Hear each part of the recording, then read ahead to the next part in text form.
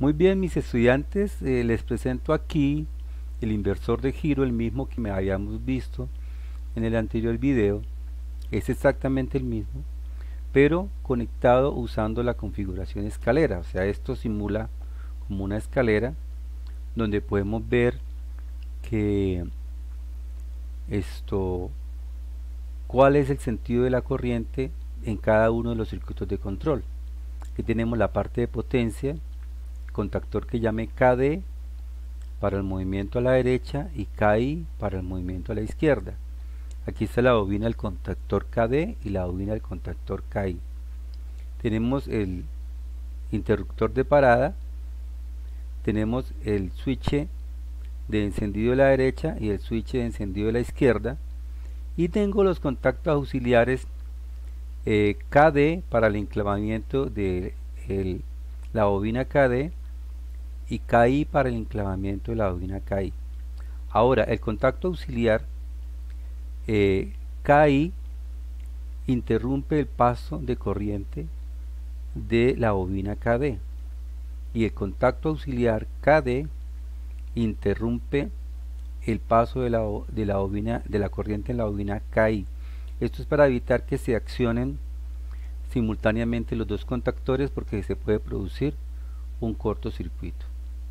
Veamos la simulación. Entonces, en la simulación, cuando activamos el switch de movimiento a la derecha, se activa y se enclava el contactor KD, haciendo que el motor gire a la derecha.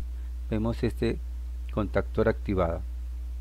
Él está enclavado aquí por medio de este contacto auxiliar, por eso no tenemos que seguir oprimiendo el interruptor para que siga habiendo corriente hacia la bobina. Simultáneamente, esta bobina está haciendo que este switch auxiliar quede desactivado. Entonces, así yo quiera activar el switch de la izquierda, no se produce ningún efecto. Es necesario primero apagar el sistema para yo poder encender el movimiento hacia la izquierda.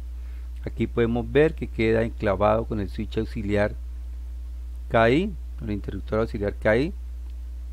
Entonces no tengo que seguir oprimiendo el pulsador para que quede activada la bobina. Se activa el contactor KI, o sea, estos contactos principales se activan, el motor gira hacia la izquierda. Y aquí podemos hacer la parada. Podemos ver que si yo activo el de la izquierda, el de la derecha queda inhabilitado. Dice que no hay flujo de corriente. Lo bueno de este sistema es que se evidencia claramente cuál es el flujo de corriente de cada uno de los circuitos de control. Hay que entender, eso sí, que esta bobina está asociada a estos contactos principales, a este contacto auxiliar KD y a este contacto auxiliar KD normalmente cerrado. Entonces, cuando se activa esta bobina, se activan tanto este switch como este que está abierto se cierra y este que está cerrado se abre. Miremos el ejemplo, mire. Este queda abierto. Aquí se impide el paso de corriente a ese circuito, y este circuito no se puede activar hasta que no se desactive esta bobina, ¿sí? Lo mismo sucede en el caso contrario. Entonces este circuito no se puede activar hasta que no se desactive esa bobina. Con eso pues evitamos que se produzca un corto. En el siguiente circuito vamos a hacer la activación independientemente de que esté activado o no. O sea, yo lo activo, pero usando un pulsador normalmente cerrado que se enclava con el switch, puedo interrumpir también el paso de la corriente del circuito. Entonces no es necesario desactivarlo, sino que él se va a activar. Pero este será para el siguiente ejemplo que vamos a tratar.